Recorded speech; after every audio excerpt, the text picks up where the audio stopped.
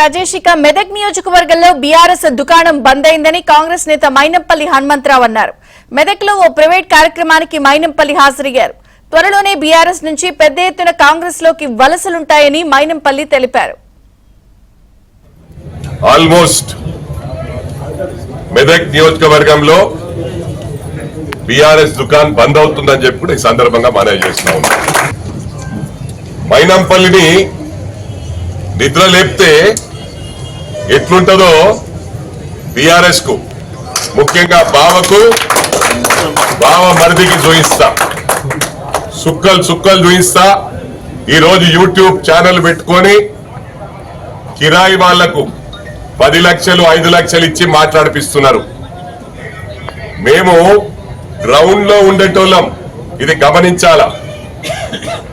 ఇంట్లో కూర్చొని వీడియోలు చేస్తే దానికి స్పందించే టైం లేదు.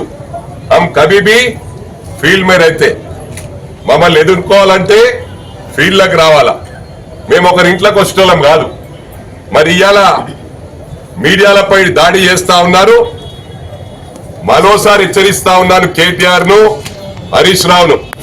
మరి మా దాడి ఎట్లుంటుందో ఊహించుకోలేకపోతారు మీరు.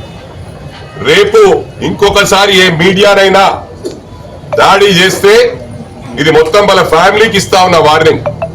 నాట్ ఓన్లీ హరీష్ రావుకు కేటీఆర్ కాదు, మరి ఎవరికి గుండెల్లో ఉచ్చుకుంటుందో అర్థం చేసుకోవాలా.